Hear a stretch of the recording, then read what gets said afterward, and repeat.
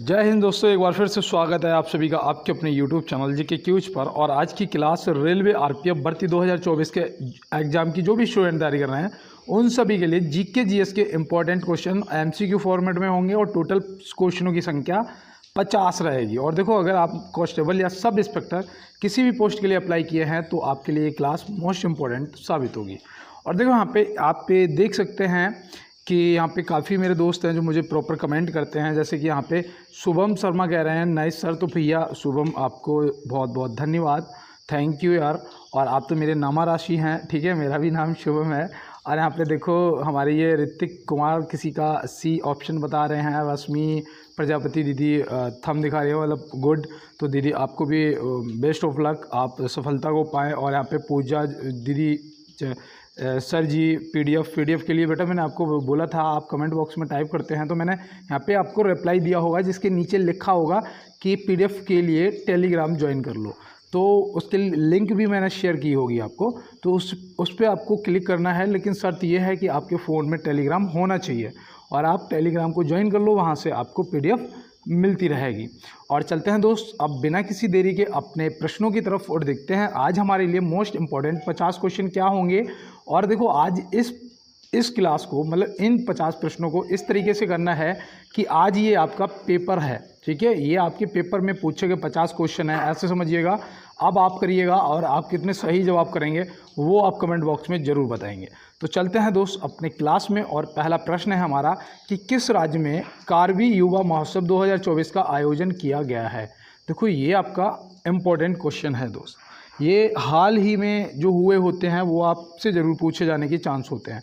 तो यहाँ पे आपका सही जवाब हो जाएगा ऑप्शन बी, असम। तो असम जो है वो हो जाएगा आपका बिल्कुल सही जवाब। और चलते हैं दोस्त अपने अगले प्रश्न की तरफ और देखते हैं हमारा अगला क्या है।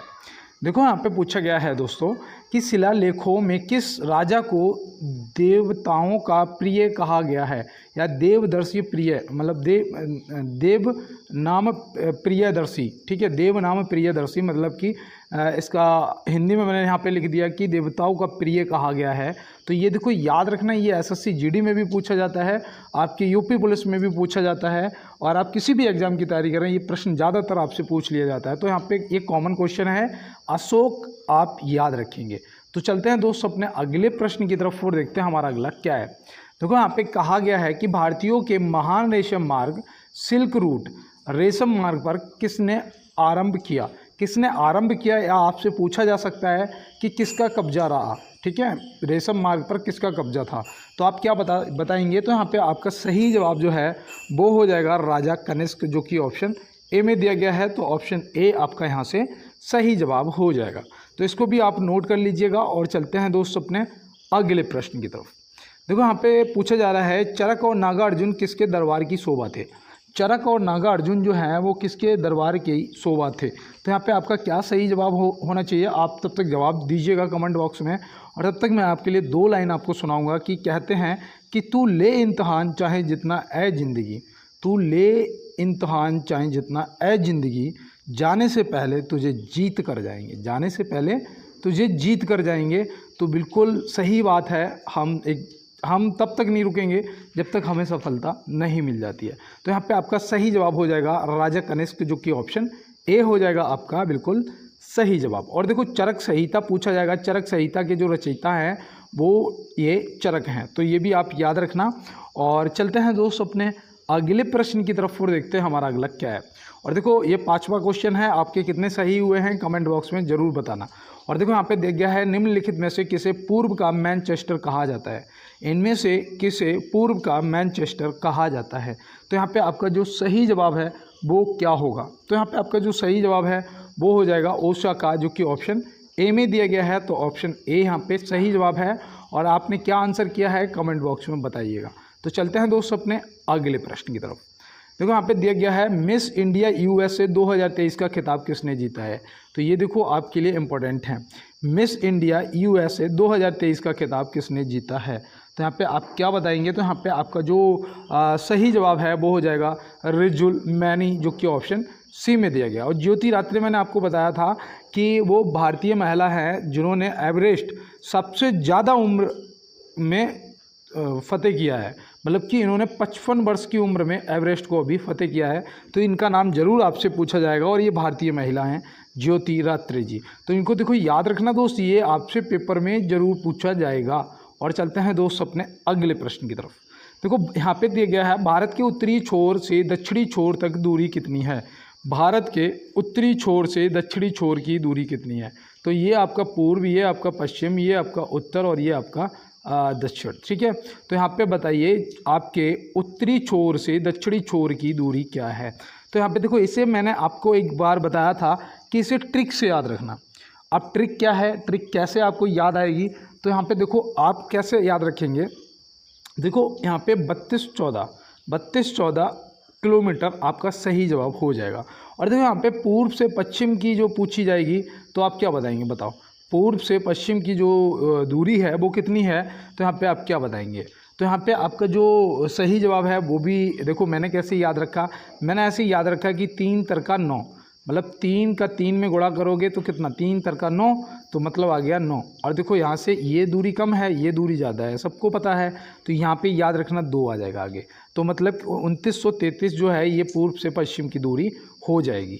तो ये पूर्व से पश्चिम और उत्तर से दक्षिण पूछा गया है, जो कि आपका यहाँ पे ऑप्शन सी में दिया गया है। तो ऑप्शन सी यहाँ पे क्या हो जाएगा, आपका बिल्कुल सही जवाब हो जाएगा। और 2900 किलोमीटर देख के मुझे याद आया कि ये ब्रह्मपुत्र नदी की जो लंबाई है वो दी गई है। तो ये भी आप याद रखना। और चलते हैं दोस्त अपने अगले प्रश्न की तरफ। भारत और श्रीलंका को अलग करने वाली जल संधि है। भारत और श्रीलंका को अलग करने वाली जल संधि है। तो यहाँ पे देखो 8 degree channel, 9 degree channel, 10 degree channel, ये सब पूछे जाते हैं आपसे। और आज ये आपका पेपर है, मैंने आपको पहले ही बता दिया। तो यहाँ पे आप मुझे सिर्फ प्रश्न का आंसर बताएंगे। और देखो अगर आपको नहीं पता है तो नोट करिएगा पाक जल संधि। और देखो ऐसे मान लीजिएगा कि आज ये आपका पेपर हो रहा है और आप फटाफट सभी का जवाब करते हुए चलेंगे। कितने भारतीय राज्य बांग्लादेश के साथ सीमा साझा करते हैं।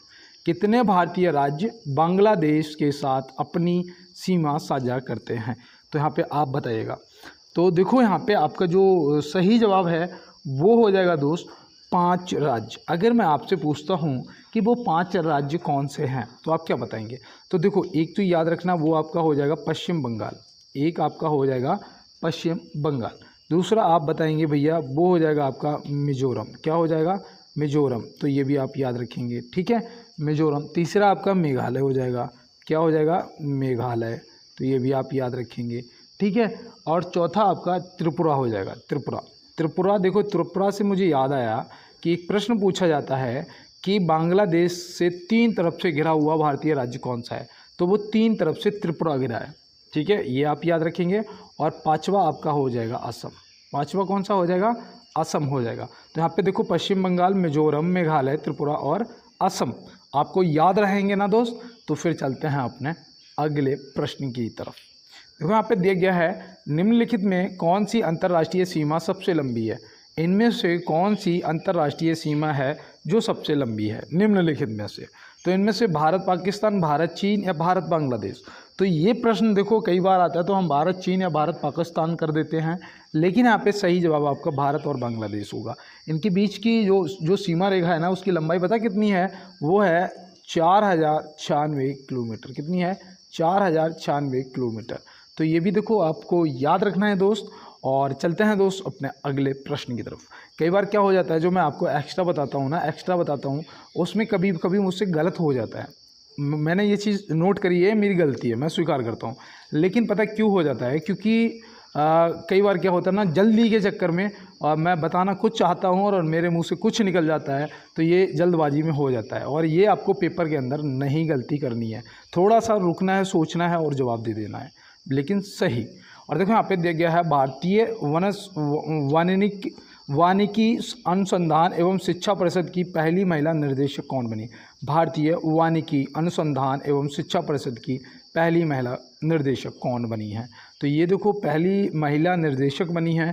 तो ये देखो आपसे पूछा भी जा सकता है, तो याद रखना वो है कंचन देवी, जो कि ऑप्शन ए में दिया गया है और ये आपके करंट का है, ठीक है। तो वनिक या वानिकी लिखा हुआ मिलेगा तो आप याद रखेंगे अनुसंधान का। शिक्षा परिषद की पहली जो निर्देशक हैं वो कौन बनी, तो कंचन देवी बनी है। तो ये आप याद रखेंगे। तो चलते हैं दोस्त अपने अगले प्रश्न पे। देखो यहाँ पे दिया गया है कि लक्षद्वीप में कितने द्वीप समूह हैं। लक्षद्वीप में कितने द्वीप समूह हैं? तो ये देखो, ये प्रश्न भी आपके लिए इम्पोर्टेंट है, आपको पता होना चाहिए। तो ये आप याद रखेंगे कि ये आपका हो जाएगा 36। कितने हैं? 36 हैं। और यहाँ पे देखो एक चीज़ और याद रखना कि मलयालम और संस्कृत में लक्षद्वीप का जो नाम है वो क्या है? वो है 1 लाख द्वीप। क्या है? 1 लाख द्वीप। तो ये भी आप याद रखेंगे, 1 लाख द्वीप है, तो ये भूलना नहीं है, ठीक है। ये मलयालम और संस्कृत में है इसका नाम, क्या? 1 लाख द्वीप। तो लक्षद्वीप का नाम याद रहेगा ना आपको। और लक्षद्वीप में कितने द्वीप समूह हैं? तो आपके 36 हैं, आप याद रखेंगे। और चलते हैं मेरे सभी वीर अपने अगले प्रश्न की तरफ। गुजरात की सीमा किस पड़ोसी देश के साथ लगती है? गुजरात की सीमा किस पड़ोसी देश के साथ लगती है? तो मैंने हमेशा आपको ऐसे मैप बना के जब बताता हूँ कि इधर आपका अरुणाचल प्रदेश है पूर्व में, और पश्चिम में आपका गुजरात पड़ता है, और यहाँ पे देखिए ये आपका उत्तर में लद्दाख पड़ता है, और दक्षिण में आपका तमिलनाडु पड़ता है। तो ये देखो मैं आपको बताता रहता हूँ ना। तो यहाँ पे देखो, यहाँ पे कौन सा देश पड़ता है, और देखो यहाँ पे जो सही जवाब है वो हो जाएगा पाकिस्तान। तो पाकिस्तान ऑप्शन ए बिल्कुल सही जवाब हो जाएगा। कभी पाकिस्तान भी हमारे देश का हिस्सा हुआ करता था। हिस्सा क्या, हमारी अपनी ज़मीन है ये, बस बंटवारा हुआ था। वो तो मैं आपको बताते ही रहता हूँ, आपने पढ़ा भी होगा। और देखो यहाँ पे जो 47 का बंटवारा हुआ था, और यहाँ पे दिया गया है कि हाल ही में राष्ट्रीय आम दिवस कब मनाया गया है? Mango day. मैंगो डे जो है, आम दिवस जो है वो कब मनाया गया है? तो आप यहाँ पे क्या बताएंगे? तो याद रखना 22 जुलाई, जो कि ऑप्शन बी में दिया गया है। तो ऑप्शन बी 22 जुलाई आपका सही जवाब हो जाएगा। 8 मार्च को ये कौन सी अंतर्राष्ट्रीय महिला दिवस मनाया जाता है ना, और 8 अक्टूबर को वायुसेना दिवस मनाया जाता है। क्या वायुसेना दिवस मनाया जाता है? तो ये भी देखो याद रखना है। तो चलते हैं फिर अपने अगले प्रश्न की तरफ और देखते हैं हमारा अगला क्या है। देखो यहाँ पे बोला गया है राज्यसभा का सदस्य बनने के लिए न्यूनतम आयु कितनी होनी चाहिए? राज्यसभा का सदस्य बनने के लिए न्यूनतम आयु कितनी होनी चाहिए? तो अब आप बताइएगा इस प्रश्न का सही जवाब। उस दिन मैंने लोकसभा का बताया था, आज आपको राज्यसभा का पूछ रहा हूँ। तो याद रखना वो हो जाएगा आपका 30 वर्ष। और देखो लोकसभा का अगर पूछेगा तो आप याद रखना लोकसभा का 25 वर्ष, ठीक है। और देखो 35 वर्ष जो है ये राज्यपाल और राष्ट्रपति बनने की न्यूनतम उम्र होती है। और देखो वोट देने की 18 वर्ष होती है, वोट करने की, ये भी आप याद रखेंगे। और देखो 21 वर्ष जो है ये ग्राम पंचायत का इलेक्शन लड़ने के लिए होती है। मतलब अगर कोई प्रधान बनना चाह रहा है ना भाई, कोई प्रधान बनना चाह रहा है तो 21 वर्ष आपकी उम्र होनी चाहिए।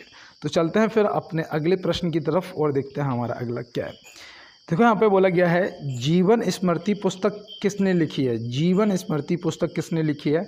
और मैं आपको बता दूं दोस्त, आरपीएफ वाले भैया 2019 में ये प्रश्न पूछा गया था। अब इसे आप सही से याद करना है कि रविंद्रनाथ टैगोर जी। रविंद्रनाथ टैगोर जी। और हिंद स्वराज और मेरे सपनों का Bharat, my experiment with the तुझ, ये सब महात्मा गांधी जी की हैं। तो ये भी आप याद रखेंगे।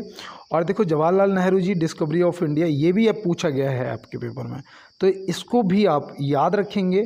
और चलते हैं अपने अगले प्रश्न पे। देखो यहाँ पे 17 नंबर क्वेश्चन आ चुका है, और मैं 1 मिनट के लिए रुकूंगा और यही कहूँगा कि हो सकता है मेरी बाड़ी पे माँ सरस्वती विराजमान हो, और जो भी स्टूडेंट इस टाइम मुझे सुन रहे हैं उन सभी को 100% इस बार वर्दी मिलेगी। इस चीज़ को आप याद रखना। और मैं कह रहा हूँ अपनी सच्ची आत्मा से, तो ये मेरी वाणी सिद्ध होगी। और देखो आप भी अपने भाई को यार एक बार सपोर्ट करने के लिए क्लास को लाइक वाला बटन ज़रूर दबाएंगे। मुझे पता है आप लोग मुझे बहुत सपोर्ट करते हो, दिल से करते हो। और एक बार चैनल को सब्सक्राइब, सभी जो नए दोस्त मेरे साथ जुड़े हैं आप सब्सक्राइब कर लेना, क्योंकि देखो 50 क्वेश्चन मैं आपको डेली करवाता हूँ। बेशक लेट हो जाऊँ लेकिन डेली करवाता हूँ। और साथ में एक बार अब ये जो क्लास की लिंक है अपने दोस्तों के साथ में शेयर कर देना, क्लास को शेयर कर देना यार। आप सभी का बहुत बहुत मैं आभारी रहूँगा। और यहाँ पे देखो दिया गया है कि भारतीय संसद का निचला सदन कहलाता है। भारतीय संसद का निचला सदन क्या कहलाता है? तो यहाँ पे आप क्या बताएंगे? तो आप याद रखना लोकसभा कहलाता है। लोकसभा कहलाता है। और एक चीज़ याद रखना कि जो लोकसभा का प्रावधान है वो किस अनुच्छेद में है, तो ये भी आपसे पूछा जा सकता है। तो याद रखना 79। तो 79 जो यहाँ पे दे रखा है, अनुच्छेद 79 के प्रावधान के अनुसार भारतीय संसद का एक निचला सदन लोकसभा होगा, ये लिखा हुआ है। तो आप याद रखेंगे। और चलते हैं दोस्त अपने अगले प्रश्न की तरफ। और ये 79 याद रखना ऐसा ही वालों खास तौर से। और देखो यहाँ पे दिया गया है मानसबल झील कहाँ स्थित है। मानसबल झील जो है वो कहाँ स्थित है, तो आप क्या बताएंगे, तो आप याद रखना मानसबल आपकी हो गई, और आपकी कौन सी बुलर हो गई, और बुलर के बाद आपकी आ जाएगी डल झील आ जाएगी, डल, ठीक है, बुलर, डल और मानस और बैरीनांग, ठीक है, बैरीनांग और नांग नागिन झील, शेषनाग, ये आपकी सभी जम्मू कश्मीर में है, ठीक है, ये आप याद रखेंगे ना। और देखो राजस्थान से कोई एक झील बताओ आपको अगर याद आ रही हो राजस्थान से, तो सांभर झील जो है ना, सांभर झील, तो सांभर झील जो आपकी है वो राजस्थान में है। और उत्तराखंड में जितने भी ताल हैं, टोटल जो भी ताल नाम के पीछे, राकस ताल, नैनीताल, कोई भी ताल अगर पूछा जाएगा तो आप तुरंत बता देंगे भैया ये उत्तराखंड में है, ठीक है। तो ये देखो ट्रिक से आपको याद रखना है। तो चलते हैं अपने अगले प्रश्न की तरफ। दक्षिण भारत का मैनचेस्टर किसे कहा जाता है। दक्षिण भारत का मैनचेस्टर किसे कहा जाता है, और उत्तर भारत का मैनचेस्टर फिर किसे कहा जाता है, बताइएगा। तो देखो दक्षिण भारत का मैनचेस्टर पूछेगा तो कोयम्बटूर हो जाएगा, जो कि यहाँ पे आपके प्रश्न का सही जवाब हो जाएगा। कानपुर जो है ना, ये उत्तर भारत का मैनचेस्टर है। किसका, उत्तर भारत का मैनचेस्टर है, तो ये भी आप याद रखेंगे। लेकिन भारत का चेस्टर, मैनचेस्टर पूछा जाएगा भारत का, तो अहमदाबाद है, तो ये भी देखो याद रखना, भारत का मैनचेस्टर अहमदाबाद, उत्तर भारत का कानपुर, दक्षिण भारत का कोयम्बटूर। तो यहाँ पे आपको सभी पता होने चाहिए, और आपने क्या जवाब किया है ये आप मुझे ज़रूर अवगत कराएंगे। और देखो यहाँ पे पूछा गया है बड़ी लाइन ब्रॉड गेज की पटरियों की चौड़ाई होती है। बड़ी लाइन जो ब्रॉड गेज की पटरियाँ होती हैं उनकी चौड़ाई जो है वो क्या होती है, तो यहाँ पे याद रखना वो होती है 1.676 मीटर, जो कि ऑप्शन ए में दिया गया है। तो यहाँ पे ये ऑप्शन ए आपको पता रहेगा ना, 1.676 मीटर। और देखो मीटर गेज की पूछेगा ना, मीटर गेज की, तो मीटर गेज की जो है वो 1 मीटर है, मीटर गेज की जो है वो 1 मीटर है। और जो नैनो गेज होता है ना, छोटी वाली पटरियाँ, नैनो गेज, तो नैनो गेज की भी याद रखना, नैनो गेज की जो चौड़ाई होती है वो 0.610 मीटर होती है। तो यहाँ पे ये भी आप याद रखेंगे। और चलते हैं दोस्त अपने अगले प्रश्न की तरफ।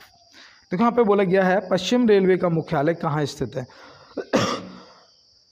सॉरी, पश्चिम रेलवे का मुख्यालय कहाँ स्थित है, तो आप क्या बताएंगे। तो यहाँ पे आपका सही जवाब जो है आपने लगा दिया होगा, मैं लगा रहा हूँ अब, चर्च गेट मुंबई।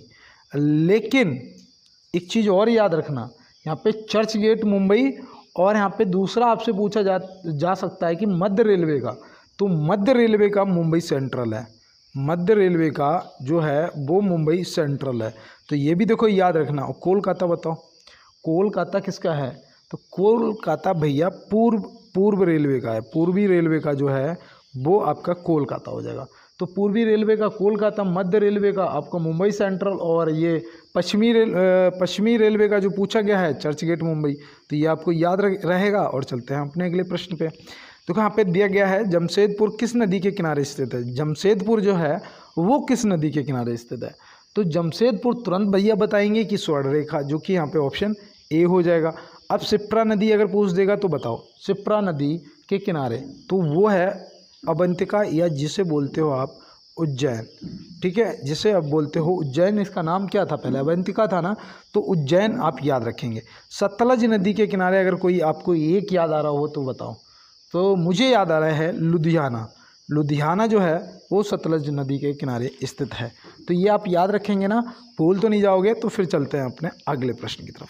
और देखो मुझे लग रहा है आज थोड़ा सा आप लोग कम, जो इंटरेस्ट है ना वो बहुत कम लग रहा है मुझे। तो मैं देखो चलो आज आपको ना थोड़ा मोटिवेट कुछ एक चीज़ सुनाता हूँ कि कहते हैं कि जिस दिन मेहनत का सिक्का उछलेगा, जिस दिन अपनी मेहनत का सिक्का उछलेगा दोस्त, उस दिन हेड भी अपना होगा और टेल भी अपना होगा।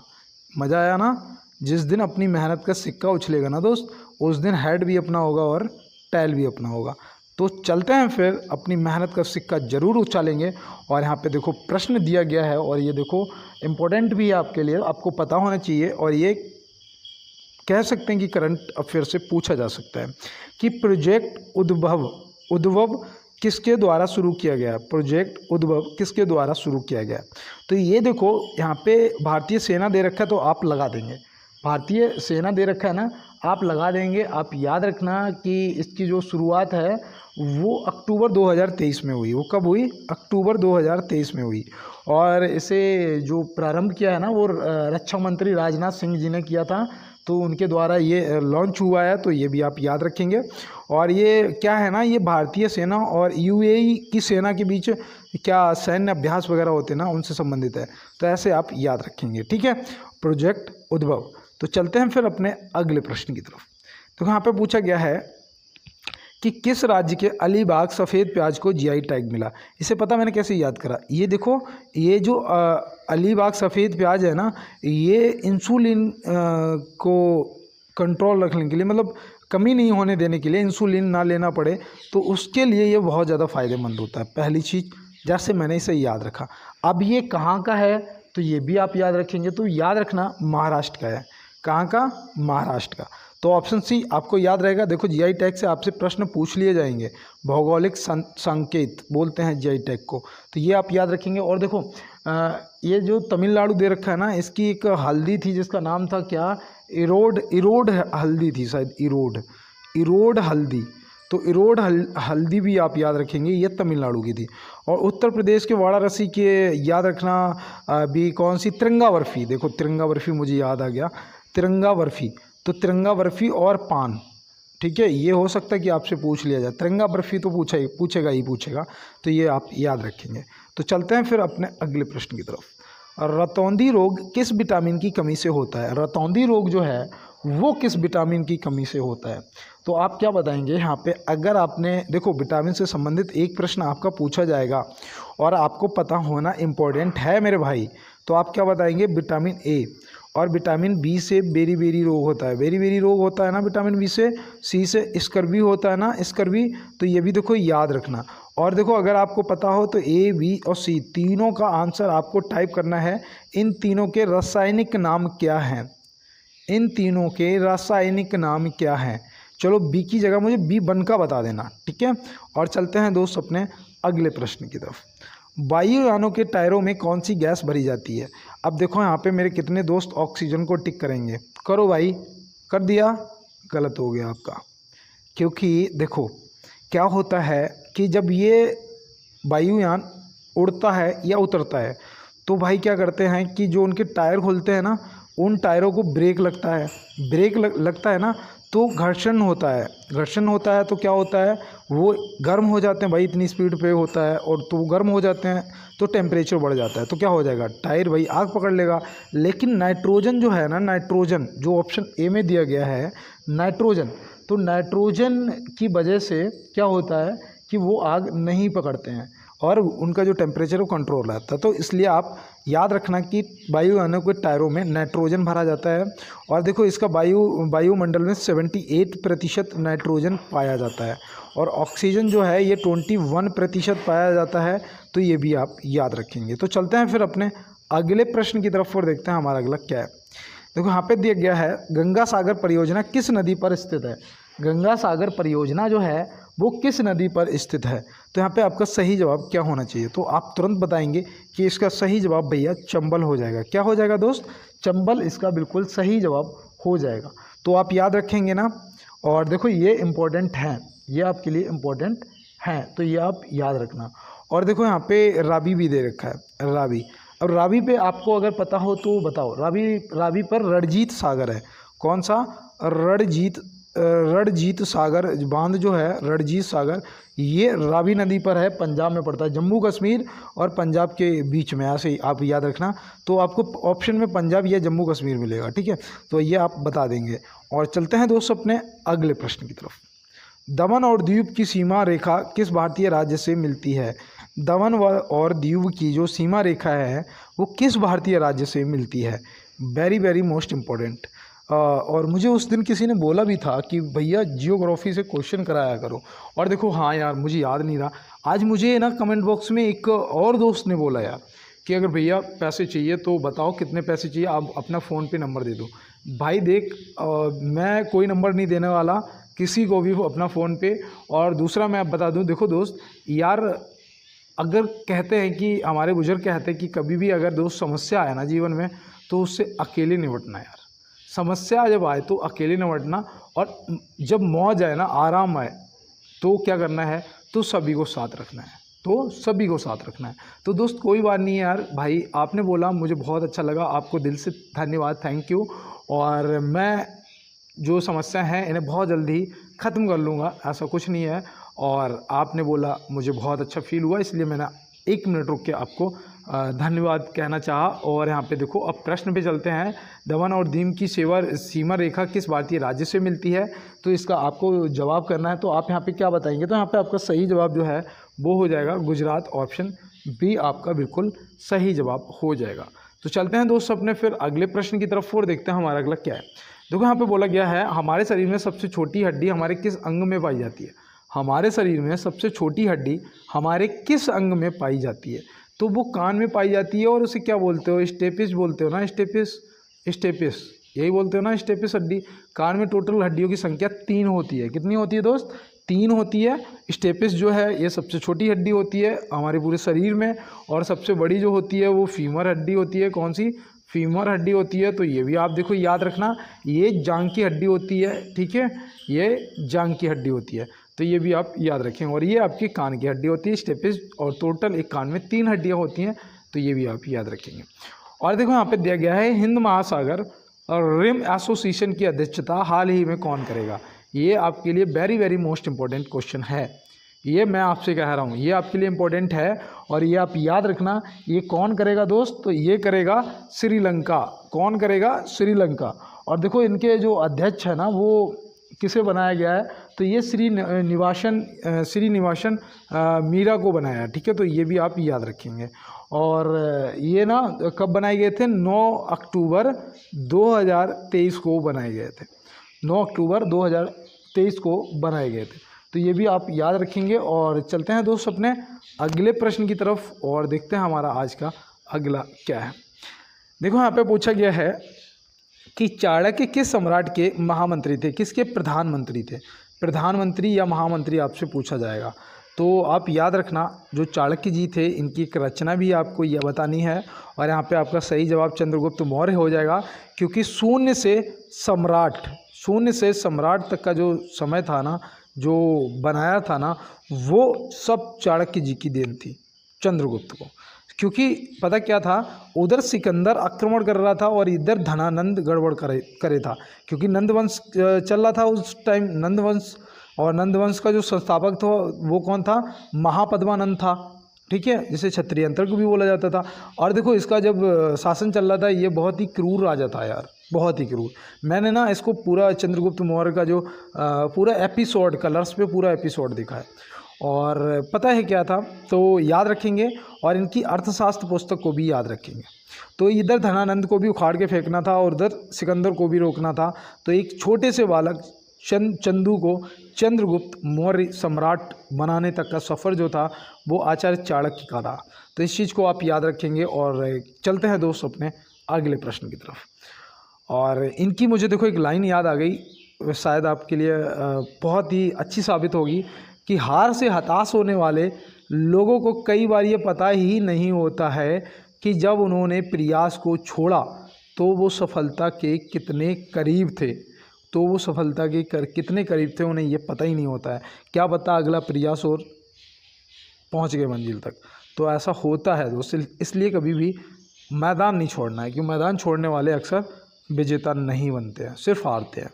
और यहाँ पे देखो दिया गया है, भारत का प्रथम गवर्नर जनरल कौन था? भारत का प्रथम गवर्नर जनरल कौन था? तो आप क्या बताएंगे? तो यहाँ पे याद रखना, Lord William Bentinck. Lord William Bentinck आपका सही जवाब हो जाएगा। और ये पता है कब बना था? देखो ये कब बना था, इसे याद रखना, ये 1833 में बना था ना, 1833 में। और 1828 में बंगाल का था, फिर इसे 1833 में भारत का भी बना दिया गया था, ऐसा हुआ था ना। और देखो मैं आपको बताऊं, अंतिम जो था ना, अंतिम अंग्रेजी गवर्नर जनरल, वो लॉर्ड माउंटबेटन था, जो अंतिम था, ये याद रखना। और देखो स्वतंत्र भारत का पहला और आखिरी गवर्नर जनरल कौन था? तो वो चक्रवर्ती राजगोपालाचारी जी, सी राजगोपालाचारी जी। तो ये आप याद रखेंगे, ये अंतिम और प्रथम दोनों थे स्वतंत्र भारत के, तो ये आप याद रखेंगे ना। और देखो चलते हैं फिर अपने दोस्त अगले प्रश्न की तरफ। देखो यहाँ पे दिया गया है, उस राज्य का नाम बताएं जिसने पहली बार युद्ध में हाथियों का प्रयोग किया था। तो वो पता कौन था, मैंने आपको बताया भी था, तो याद रखना यहाँ पे वो राज्य था मगध। कौन सा? मगध। और मगध पे देखो किसका कब्जा था, मैंने उस टाइम आपको बताया था किसका कब्जा था, नंद वंश का। ठीक है, तो ये आप याद रखेंगे। और देखो एक प्रश्न पूछा जाएगा कि पहली बार युद्ध में तोप का इस्तेमाल किसने किया था, तोप का। तो ये भैया बाबर, मुगल वंश का जो संस्थापक था ना बाबर, उसने किया था। तो ये भी आप याद रखेंगे। तो चलते हैं फिर अपने अगले प्रश्न की तरफ। 2011 में भारत की शहरी जनसंख्या का प्रतिशत कितना था? 2011 में भारत की शहरी जनसंख्या का प्रतिशत कितना था? तो ये 17 दूनी 34। 1 मिनट के लिए रुकूंगा, मात्र 1 मिनट के लिए, कि बस इतना मुझे कहना है कि जो भी मेरे नए दोस्त मेरे साथ में जुड़े हुए हो ना, जितने भी नए मेरे भाई बहन मेरे साथ में जुड़े हुए हैं, तो आप एक बार यार लाइक वाला बटन ज़रूर दबा देना। एक बार लाइक वाला दबा देना ताकि मुझे पता लग जाएगा कि मेरे साथ में कितने नए दोस्त जुड़ रहे हैं। ठीक है, जितना लाइक का रेशियो बढ़ेगा मुझे पता चल जाएगा। और दूसरा ये है कि जब आप सब्सक्राइब कर लेते हो ना, तो मुझे ये पता रहता है कि ये भाई या ये बहन मेरे साथ में प्रॉपर जुड़ा हुआ है। ठीक है, तो आप सब्सक्राइब जरूर कर लेना। और यहाँ से आपको 50 क्वेश्चन भी रोज़ मिलेंगे। बेल आइकन को प्रेस कर लेना। और यार थोड़ा सा इस क्लास को यार वायरल करा दो, थोड़ा सा शेयर कर दो दोस्तों के साथ में सॉरी, शेयर कर दो। और पता है मेरा गला भी बहुत ज़्यादा बैठा हुआ और फीवर भी लग रहा है, लेकिन फिर भी मैं मेहनत कर रहा हूँ, क्योंकि मुझे पता है ना कि रुक चलने का नाम गाड़ी है, जो चलेगा वो गाड़ी है, और रुक गई तो बैलगाड़ी। ठीक है, यहाँ पे देखो आपका सही जवाब 31.16% हो जाएगा। क्या हो जाएगा? 31.16% हो जाएगा। तो ये आप याद रखेंगे ना। तो चलते हैं फिर अपने अगले प्रश्न की तरफ। 2001 से 2011 के बीच जनसंख्या की 10वीं वृद्धि दर है। देखो पहले तो याद रखना कि जो जनगणना है वो हर 10 वर्ष के अंतराल पे होती है। 11 के बाद 21 में होनी चाहिए थी, लेकिन कोविड की वजह से नहीं हो पाई। तो ये आपसे 2001 और 2011 की जनगणना से ही प्रश्न पूछे जाएंगे ज़्यादातर। तो यहाँ से 1 से 11 के बीच की जनसंख्या की जो 10वीं वृद्धि दर है वो क्या रही? तो यहाँ पे आप क्या बताएंगे? तो आप याद रखना 17.64%। देखो मैंने यहाँ पे प्रतिशत नहीं लिखा, ठीक है, पे याद रखना प्रतिशत नहीं लिखा था, चलो मैंने लगा दिया अलग से। तो 17.64% जो है वो वार्षिक वृद्धि दर रही। ये आप याद रखना। बीच की जो जनसंख्या 10 की वृद्धि दर थी, वार्षिक नहीं, माफ़ी चाहते हैं, 10 की वृद्धि दर। और देखो यहाँ पे अगर पुरुष और महिला की बात करेंगे तो पुरुष की जो रही है वो रही है 17.19%, ये पुरुषों की रही। और महिलाओं की जो है वो 18.12%, ये महिलाओं की रही है। तो ये आपको याद रहेगा ना। तो चलते हैं फिर अपने अगले प्रश्न की तरफ। देखो यहाँ पे दिया है शांत घाटी अवस्थित है। शांत घाटी अवस्थित है, कहाँ अवस्थित है सॉरी, कहाँ अवस्थित है? केरल में। ऑप्शन बी हो जाएगा आपका बिल्कुल सही जवाब। बारिश हो रही थी ना, अभी बारिश हुई है ना, तो मैंने अभी 2 दिन ना खूब बारिश में नहाया, मुझे बहुत अच्छा लगता है। तो बारिश में नहाया और मुझे फीवर और ये खांसी जुकाम सब हो गया सही में यार। और देखो यहाँ पे आपसे फूलों की घाटी पूछा जाएगा, फूलों की घाटी। तो फूलों की घाटी जो है वो उत्तराखंड में है, तो ये भी आप याद रखेंगे। तो चलते हैं दोस्तों अपने अगले प्रश्न की तरफ। भारत का राष्ट्रीय विरासत पशु है। अब यहाँ पे फंस जाओगे, करो जवाब भैया, ऐसा ही वालो आप ही करो इसका सही जवाब, कोई तो करो। देखो यहाँ पे इसका सही जवाब हो जाएगा हाथी। क्या है? हाथी। और भारत का राष्ट्रीय पशु क्या है? और भारत का राष्ट्रीय जलीय जीव कौन सा है? ये आप कमेंट बॉक्स में बताएंगे। और इसका तो आपने हाथी का बताया, सभी ने बताया, मुझे पता है, ठीक है, ईमानदारी से सभी ने बताया। और देखो यहाँ पे पूछा गया है किसने लेट्स मूव फॉरवर्ड नामक कॉमिक बुक जारी की है। ये भाई आपके लिए इम्पोर्टेंट है, ये वाकई में इम्पोर्टेंट है। तो आप यहाँ पे क्या बताएंगे? धर्मेंद्र प्रधान जी, जो कि ऑप्शन ए में दिया गया है। तो ये आपको याद रहेगा ना दोस्त, भूल मत जाना। लेट्स मूव फॉरवर्ड नामक कॉमिक बुक किसने जारी की है? धर्मेंद्र प्रधान जी ने। तो ये आप याद रखेंगे ना। चलते हैं फिर अपने अगले प्रश्न की तरफ। उर्दू का प्रसिद्ध गीत सारे जहाँ से अच्छा किसने लिखा है?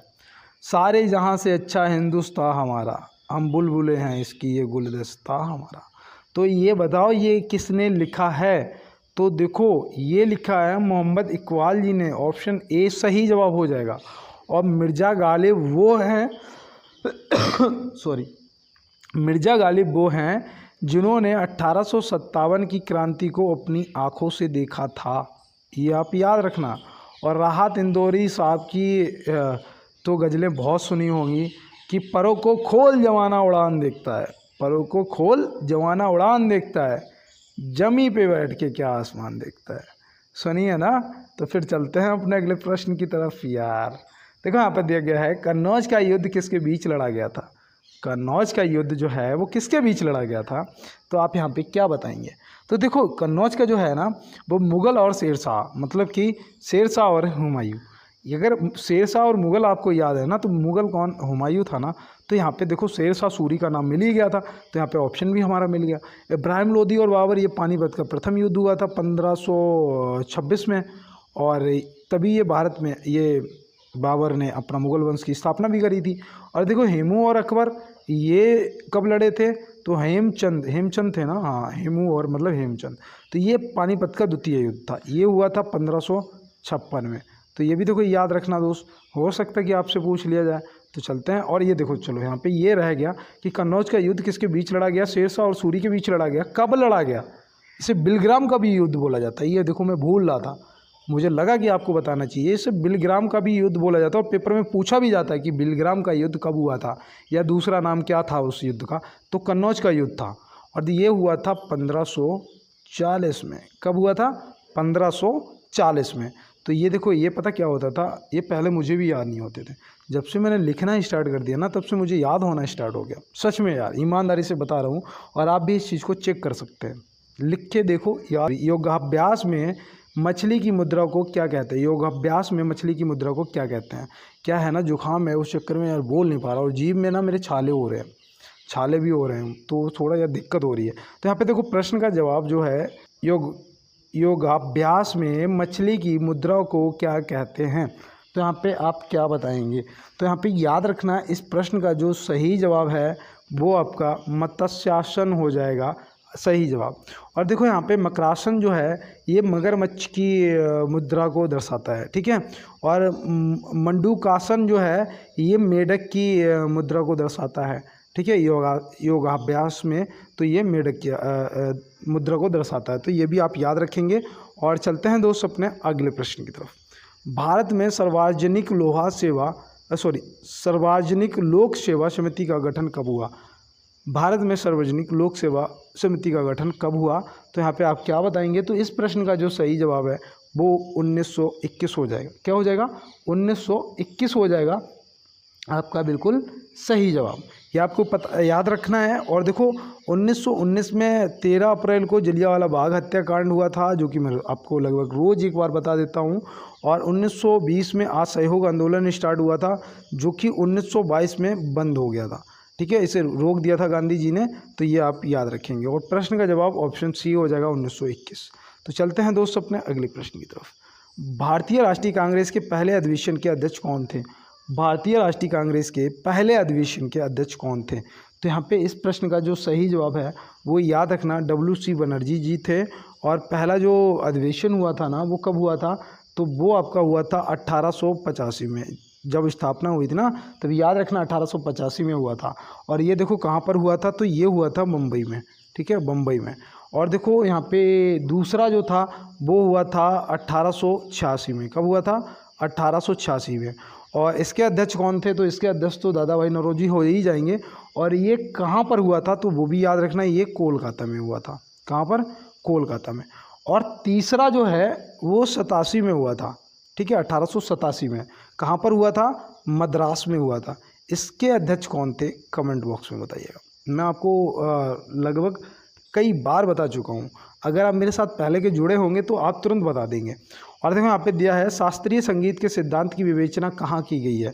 तो ये देखो शास्त्रीय कहने का मतलब ये है कि संगीत को कहाँ से लिया गया है, कहाँ मिलता है। तो याद रखना ये सामवेद में मिलता है, सामवेद से लिया गया है, ठीक है। और आपका जो गायत्री मंत्र है वो ऋग्वेद से लिया गया है। और सत्यमेव जयते जो है वो मुंडकोपनिषद से लिया गया है। ये पूछे जाते हैं ना, जादू टोना जो है मंत्र वगैरह ये आपके अर्थवेद में आते हैं, तो ये भी आपको याद रखना है। तो चलते हैं फिर अपने अगले प्रश्न की तरफ। और देखो आज क्लास थोड़ा लेट मिलेगी आपको, क्योंकि आज ना मैं आपको बता दूं, आज थोड़ा सा मैं लेट हो गया था, इसलिए क्लास भी आज आपको लेट ही मिल पाएगी और बहुत जल्दी आपको लाइव क्लास भी मिलेगी। और पीडीएफ के लिए मैंने आपको बोल ही दिया है कि आप कमेंट बॉक्स में बोल देना, और अगर किसी ने पीडीएफ के लिए मुझे कमेंट किया है तो उसका रिप्लाई चेक कर लेना, वहाँ से तुरंत ज्वाइन कर लेना। और यहाँ पे देखो दिया है कि हाल ही में वित्त मंत्री निर्मला सीतारमण ने कहाँ जीएसटी भवन का उद्घाटन किया है। तो ये देखो आपके लिए इम्पोर्टेंट है, ये आपके लिए इम्पोर्टेंट है। तो आप क्या बताएंगे, ये कहाँ किया है? नई दिल्ली, कोलकाता, अजमेर? तो भैया इनमें हो जाएगा इनमें से कोई नहीं, क्योंकि ये जो किया गया है ना, ये किया गया है अगरतला। कहाँ किया गया है? अगरतला। तो अगरतला आप याद रखेंगे ना। तो ये देखो, और देखो ये 1 जुलाई 2017 में जीएसटी को लागू किया गया था, ये आपको मैं पहले भी बता चुका हूँ। और देखो इसको 101वां संविधान संशोधन द्वारा जोड़ा गया है, ये भी आप याद रखेंगे ना। तो चलते हैं फिर अपने अगले प्रश्न में। देखो यहाँ पे दिया है गुदई महाराज का संबंध किस वाद्य यंत्र से है। तो गुदई महाराज का जो संबंध है वो किस वाद्य यंत्र से है? तो आप याद रखना ये तबला से संबंधित है। ऑप्शन ए बिल्कुल तबला सही जवाब हो जाएगा। और इन्हें पद्म विभूषण से सम्मानित भी किया गया था। कब किया गया था? तो वो भी याद रखना 2002 में किया गया था। ठीक है, तो हो सकता है आपसे पूछ लिया जाए। और लक्ष्मू महाराज का संबंध पूछा जाएगा, तो वो भी याद रखना। और बिरजू महाराज का भी संबंध पूछा जाता है, जो कि ये दोनों लोग कत्थक से थे। देखो यहाँ पे दिया गया है चित्रकारी किसके शासनकाल के दौरान उच्चतम स्तर पर पहुंची। तो जो चित्रकारी है ना, वो पहुंची थी जहांगीर के शासनकाल में। किसके शासनकाल में? जहांगीर के शासनकाल में। तो ये भी आप याद रखेंगे ना। तो चलते हैं फिर अपने अगले प्रश्न की तरफ। निम्नलिखित गुफा चित्रों में सबसे पुराने चित्र कौन से हैं? तो इनमें से पूछा गया निम्नलिखित में से, तो याद रखना वो तो अजंता के हैं। ठीक है, और भीमबेटका जो है वो शायद प्रागैतिहासिक काल के हैं। इनसे पहले के हैं क्या? कमेंट बॉक्स में बताना अगर किसी को पता हो। जितने भी एसआई वाले हो, इस मेरे प्रश्न का जवाब देना कि भीमबेटका या फिर अजंता, इन दोनों में से सबसे पुराना कौन है। ठीक है, और यहाँ पे प्रश्न का जो जवाब है वो अजंता आपका सही जवाब हो जाएगा। तो चलते हैं फिर अपने अगले प्रश्न की तरफ और देखते हैं हमारा अगला क्या है। गुड़ी पड़वा का त्यौहार किस राज्य में मनाया जाता है? गुड़ी पड़वा का त्यौहार किस राज्य में मनाया जाता है? तो ये आप क्या बताएंगे? तो यहाँ पे आपका सही जवाब महाराष्ट्र हो जाएगा। और बिहू पूछा जाता है, बिहू कहाँ मनाया जाता है? तो बिहू असम से संबंधित है। और बिहार में छठ पूजा होती है और विदेशी नृत्य होता है, ये सब भी याद रखना। देखो नृत्य और त्यौहार आपसे ज़रूर पूछे जाएंगे। और यहाँ पे दिया है लिंगराज मंदिर किस शहर में स्थित है? लिंगराज मंदिर किस शहर में स्थित है? तो आप देखो इसका जवाब करिएगा। इसका जवाब जो है वो आपका हो जाएगा उड़ीसा, मतलब कि भुवनेश्वर। ऑप्शन सी आपका बिल्कुल सही जवाब हो जाएगा। तो आपने सभी प्रश्नों के जवाब किए। आप कमेंट बॉक्स में आप बताइएगा कितने सही जवाब किए आपने और कितने गलत हुए और कितने स्किप किए। ईमानदारी से बताना है दोस्त, ठीक है। और ऐसा कुछ नहीं है, देखो जो सच्चाई है ना वो कभी नहीं छुपने वाली, तो आप उससे मत भागो। आपने जो वाकई में आपने किया है उसे बताओ कि मैंने इतना किया है, ताकि आपका टारगेट रहेगा कि इस बार अगर मैंने 40 कर पाए तो मैं नेक्स्ट टाइम 40 प्लस करूँगा, मैं 45 करके जाऊँगा या मैं 50 करूँगा, ठीक है, 50 में 50 करूँगा। तो ये कॉन्फिडेंस होना चाहिए।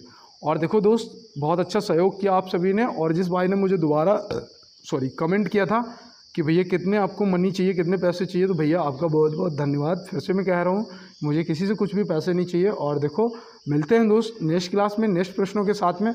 तब तक के लिए मेरे सभी दोस्तों को मेरा जय हिंद।